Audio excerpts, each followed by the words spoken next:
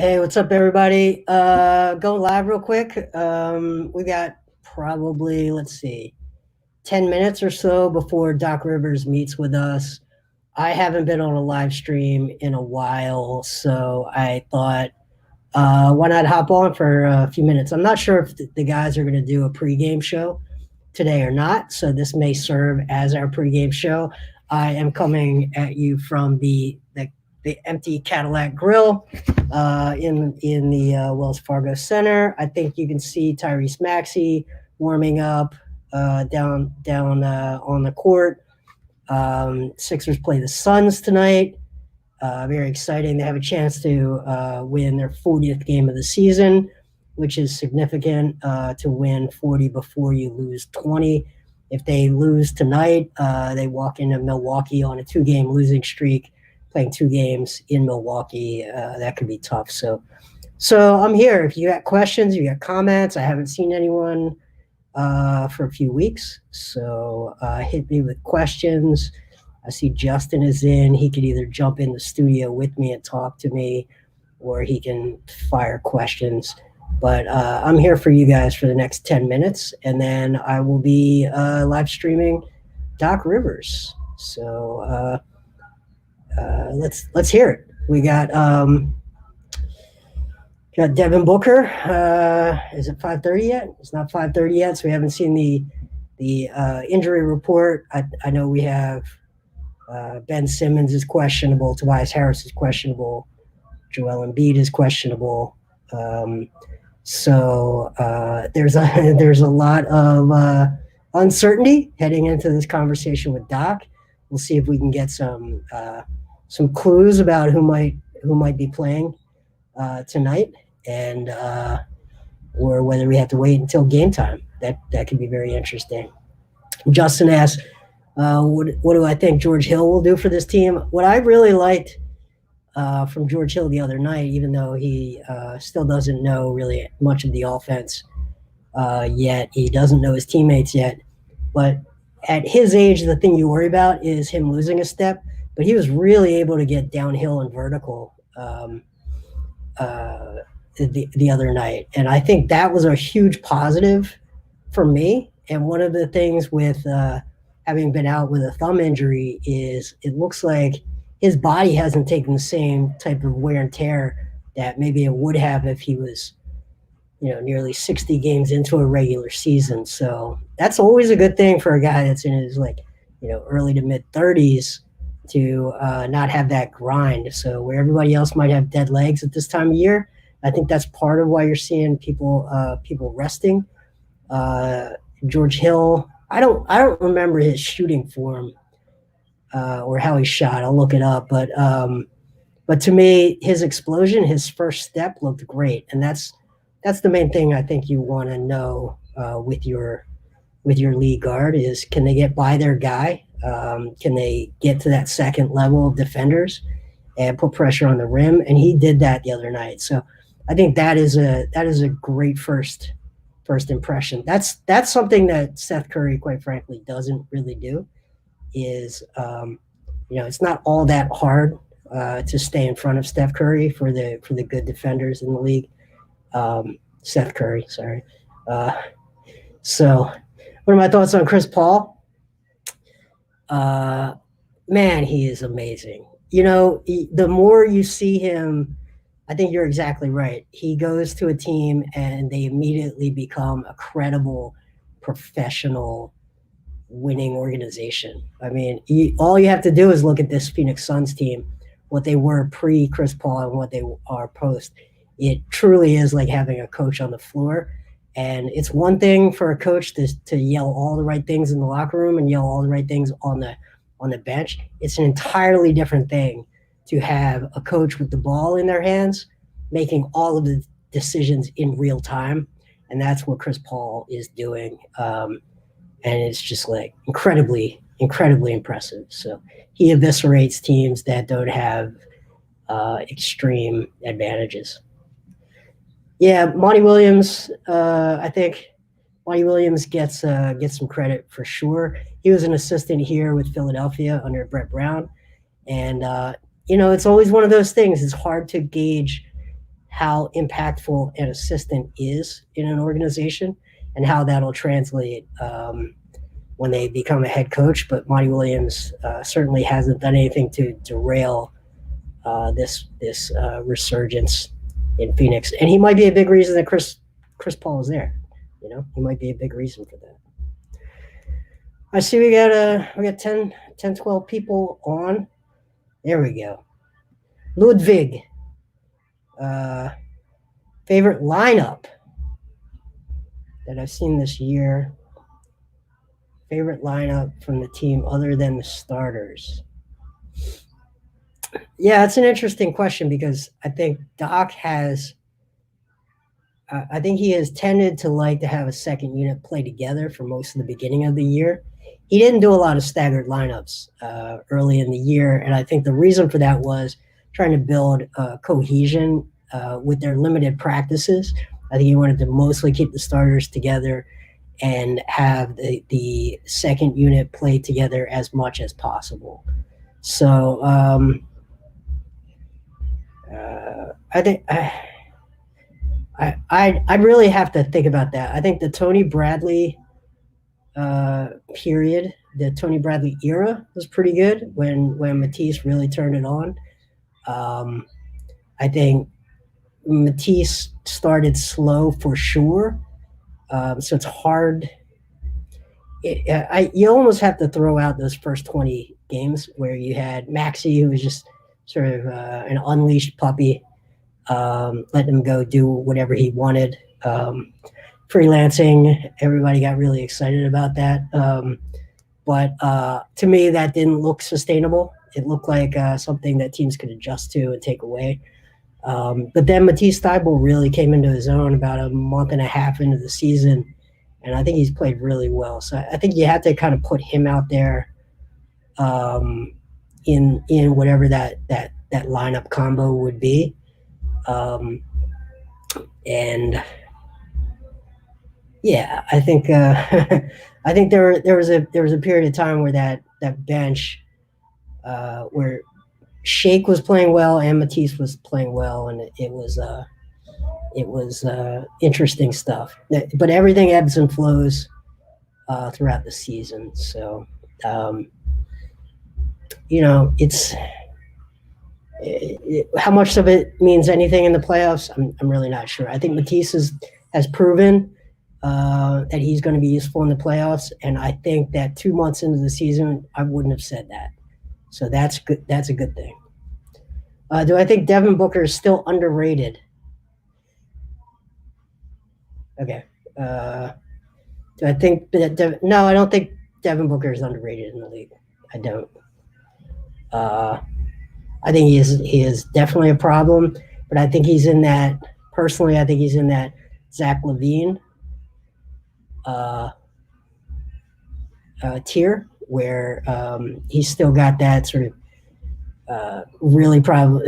He's a real problem for other teams offensively, but defensively or the little intangibles didn't add up to winning. And having Chris Paul there, when Chris Paul leaves and Devin Booker continues to win 50 games in a season, that's when I think he'll get his due. Right now, I think Chris Paul is eating a lot of that oxygen. Okay, Ben at the 5. I don't like Ben at the 5 lineups whatsoever. I don't consider him a rim protector. I think he's a great defender in space. I think he's a great defender 101, but he's not a rim protector. So I don't love the Ben at the 5 lineup at all, actually. Yeah, and Doc said this. He was in training camp. But I don't think it's as simple as just coming back from injury. I just think that there is I like his shot. I think he will become a near league average 3-point shooter. But his decision making, I think, will take time each season to get comfortable making decisions when to attack off the dribble, when he gets run off the line, when to put the ball on the floor, where his quick passes are in half a second. And I think that just takes time with him. So, okay, back to the Ben at the 5 question. Absolutely doesn't matter about the big. It's not about the big. It's about the other team's guards. If you put Ben at the 5, you're not having him out guarding the point of attack. Those opposing guards are getting by your guys at the point of attack, and they're getting downhill to the rim. And when they get downhill to the rim, you have to have a rim protector there, and Ben is not that guy. So what you want Ben to be able to do, like Matisse, is either play a sort of free safety role and watch what the other team is doing from the 4 position and sort of take advantage of mistakes, or you want him out shutting down the other team's hot hand. I just don't like him as a rim protector. I just don't think as a 5. It's not where I would put him. It really isn't. And quite frankly, I like Paul Reed long term as that guy. If you're going to play a small ball 5 with that amoeba style, I'm gonna hop on the Zoom call. I'll be right back, folks.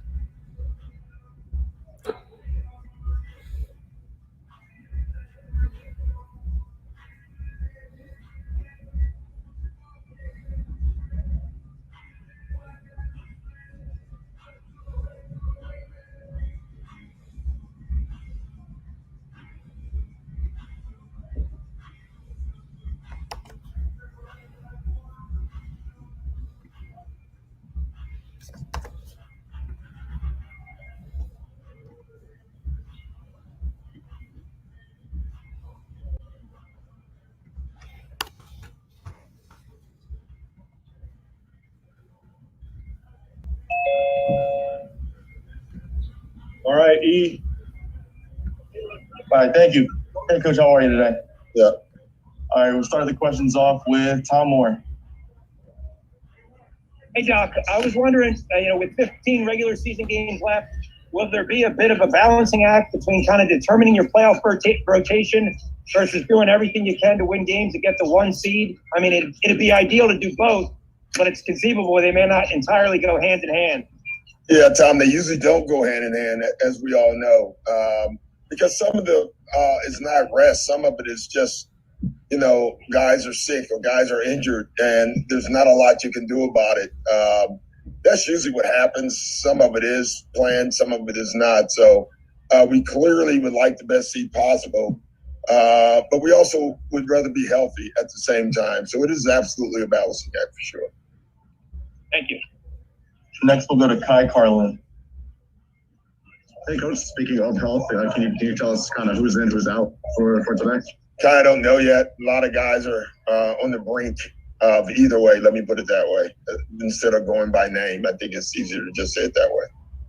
Okay, is there an incentive to, have them ready to play a team like Milwaukee tomorrow rather than Phoenix today, or? I would like to win.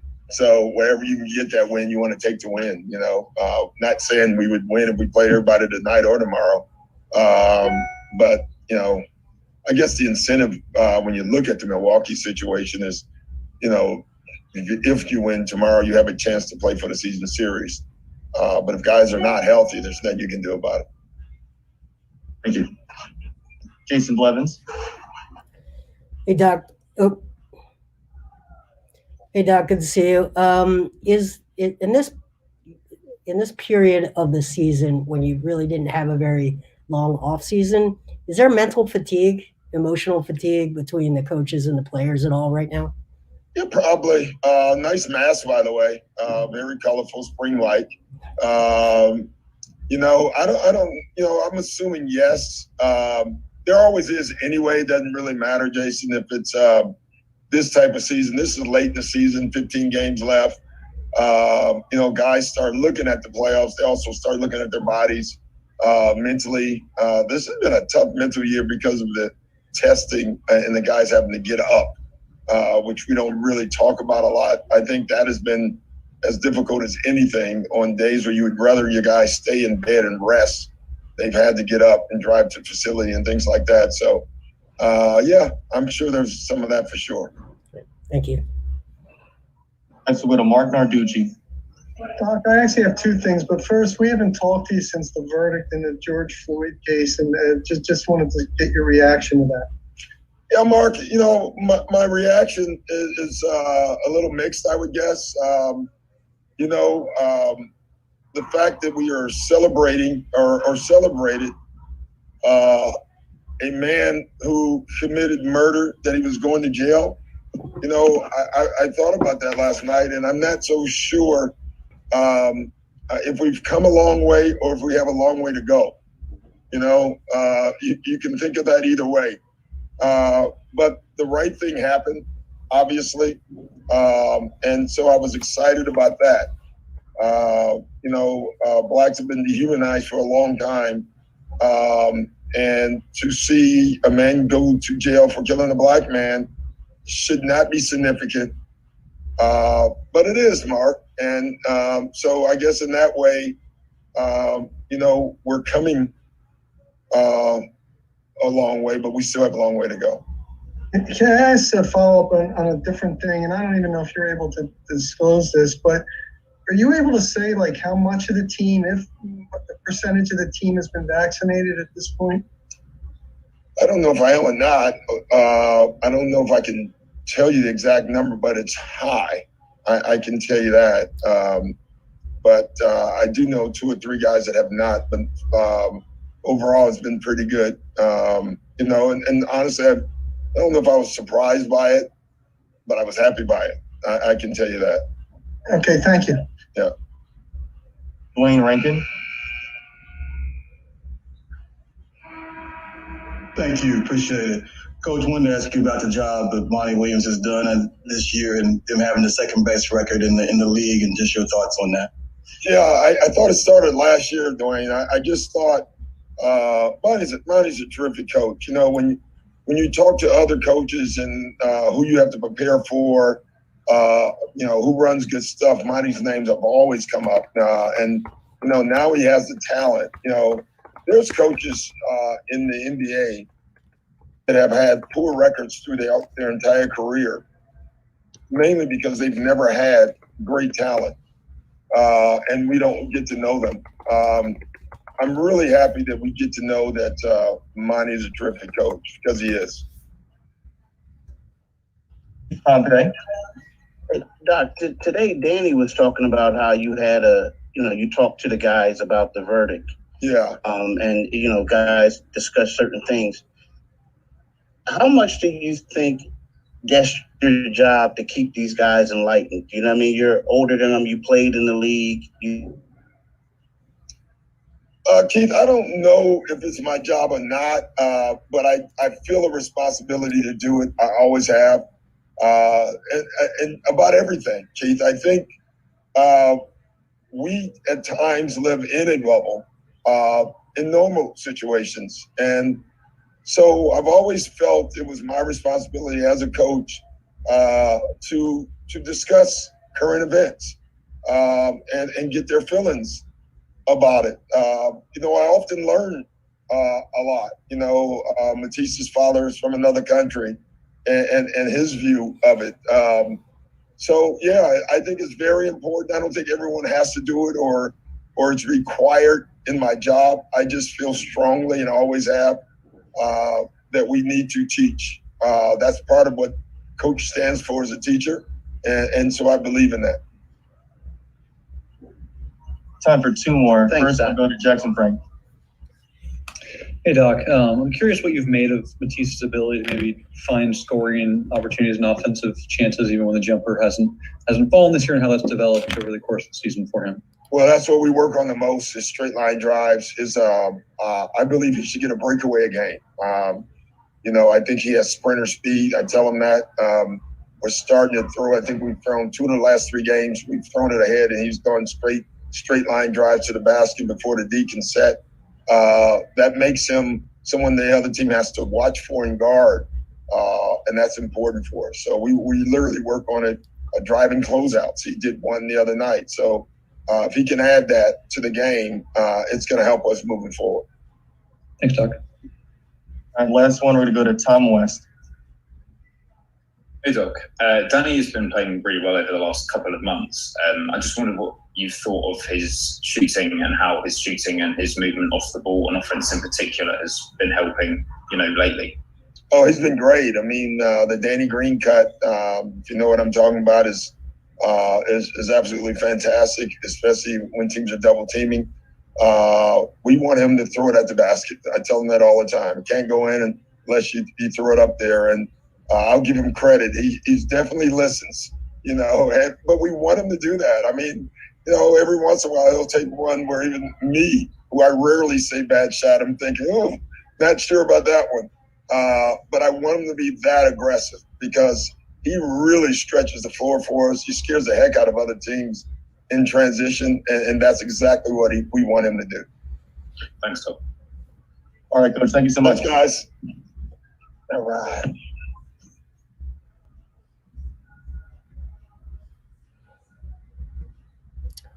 All right, there we go. That was Doc Rivers.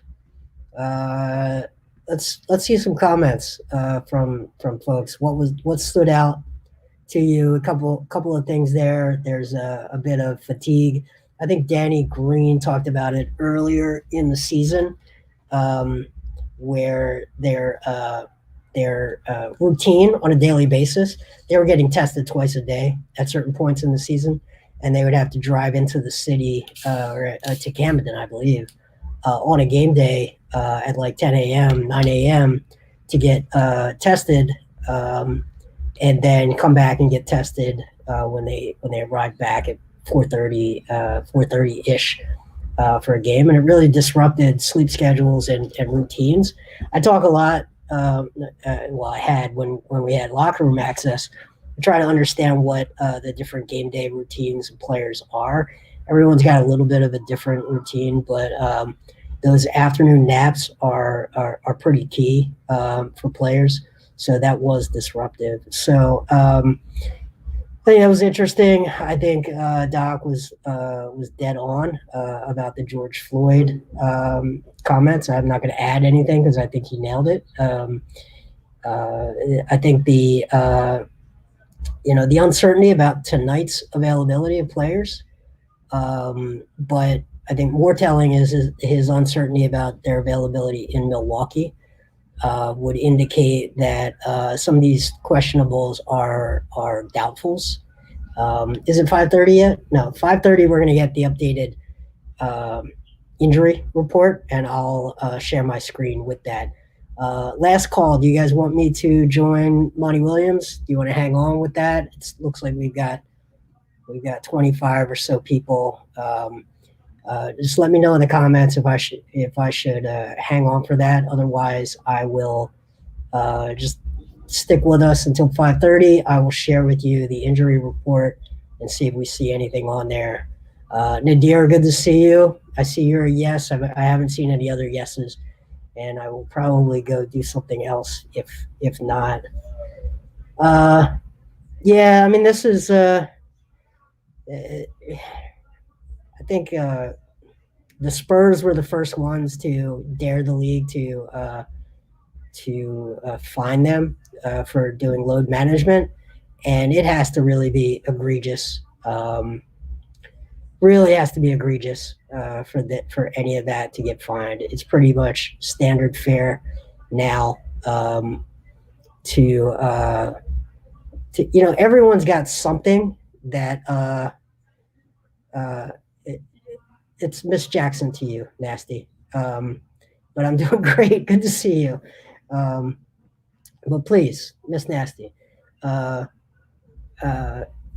think hey Jameson. I think that everyone's got something wrong with them, so it's really easy to get onto an injury report and take a night off at this point. With the way the NBA is going. They are questionable, but at 5:30, I will get the latest NBA injury report. Each team has to report, and it is published to media at 5:30. At 1:30 p.m. and 5:30 p.m. is when we get updates. So, Devin, I will post that in 2 minutes. I'm going to log in a second. Why don't you guys discuss this one in the comments? Is Furkan too expensive to re-sign this offseason? I'm gonna guess the answer is no. He will not be too expensive. I don't think anyone's going to throw him more than $3 million or so, and I think that the Sixers can make that work under a hard cap scenario, and they've got his bird rights. So I'm gonna guys get to watch me do my job, but I'm gonna log in real quick to Media Central and look at the injury reports. And we're still at the 130 is still the posted one. So I do not get to vote on the MVP. No, I'm not at that tier where I get season end votes from media. And I'm glad about it because it's I think they should have an offensive player of the year and defensive player of the year. I think MVP just winds up becoming by default the offensive player of the year, which I think throws everything out of whack. It's because there is no offensive player of the year, the MVP winds up just going to the best offensive player, which, for example, if it was truly MVP, it should be LeBron James probably, every year of his career. Certainly the last 12, he would probably get my vote. I think he's the best, most important player in the league. But if you made it offensive player of the year, defensive player of the year, now you have different conversations you can have. Because right now the conversation between Embiid and Jokic just becomes like, well, I don't know, what do you like? What do you value? And if you value two-way play, then it should be Embiid. He dominates games on both ends. If you value the ability to affect the offensive side and scoring output for your team in multiple ways, Jokic can obviously make his team score more points in more varied ways than Embiid can. And Embiid as an individual scorer is better than Jokic. So is it team offense that you value? Is it raw scoring ability? Is it two-way play, overall team impact? These are all the different ways that you can look at an MVP, and I think that just makes it probably an interesting conversation, but almost an impossible one. Nadir, I'm refreshing, and the 5:30 report is not up yet. Still see the 1:30. So here, I'll share my screen so you can see as I refresh. See that? No? Okay. There. All right. So I'll refresh this and we can keep talking. Look, everybody that's been on here knows I defended Furkan in his darkest moments. So, but I just don't think he is going to command $8 or $10 million a year. I really don't. I could be wrong. I probably didn't think TJ McConnell would get 7.5 or whatever he got. That was probably more than I would have guessed.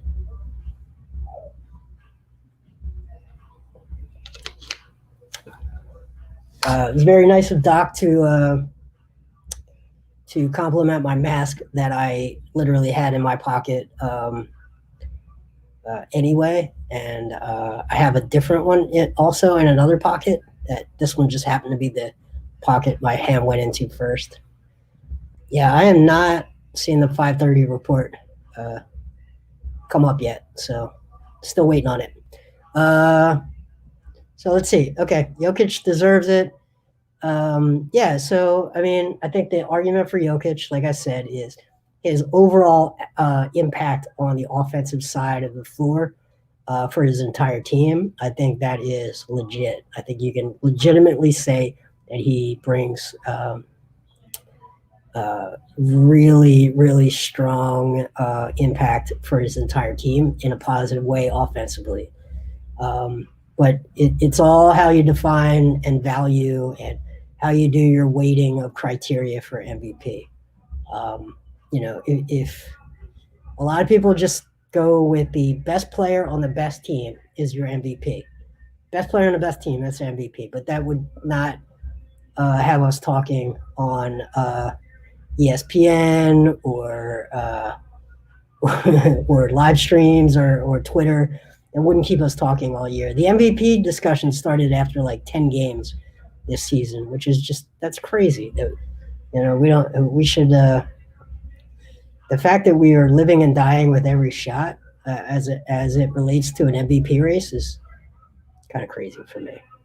All right, let's check the injury report again. Oh, there it is. So hopefully you guys can see it. Let me zoom in.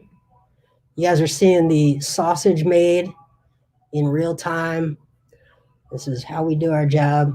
Seth Curry, Joel Embiid, Tobias Harris, Ben Simmons, all questionable.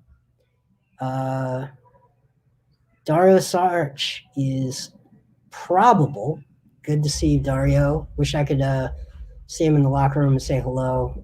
Truly a lovable guy. Genuinely good guy. He's one of those people that when they come to town, or you see them on the road, you just want to say hello to and catch up with. So we got Seth with a hip. We got Joel with his knee. Calling it recovery means he's probably not playing. Tobias, soreness, right knee.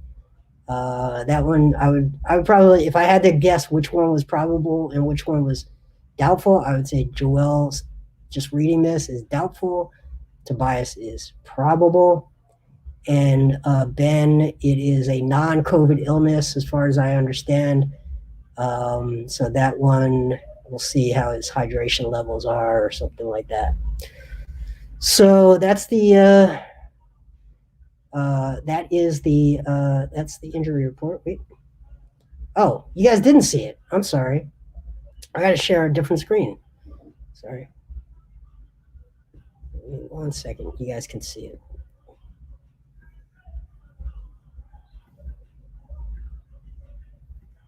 There we go. Sorry about that. I just assumed I had the screen up. There you go. So, yeah, so here it is. I've got it up on the screen for you. Seth Curry, hip, recovery. That sounds like a doubtful, but he's listed as questionable. Joel Embiid, recovery, left knee. Sounds like a doubtful, but listed as questionable. Tobias Harris, right knee soreness. That, if I had to guess, that would be a probable. Ben Simmons, illness. And I know that's non-COVID.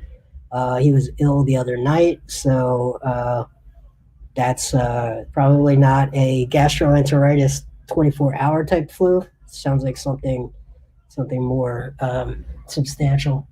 Now I'm looking out. You guys can kind of see 86 minutes pre-game. There are no players warming up right now. This is over the next 15 minutes or so. There's a sort of set schedule that these players come out for their warm-ups. And I think 15 minutes from now or so would be the time where I'd expect to see Tobias Harris. It looks like I can see Shake warming up a little bit. He just took an overhand, two-hand shot from the bench. I see Mike Scott out there talking with an assistant coach, but no one is actively shooting right now. So, yeah. Dario is literally the player we need. The stretch four that is willing to take contact and sacrifice his body is a valuable thing for sure. I'm glad he really found a sweet spot in Phoenix, because that Minnesota experiment really didn't go well. That Jimmy Butler for Covington and Dario experiment, I don't think really went well for anyone involved. I think everyone involved with that kind of lost. I know Robert Covington was very depressed. Saw him in Minnesota, and it was a dark period for him. He's bounced back now with Portland and Dario as well. That rebounding. He's got really good vision. He's sort of like a mini Jokic,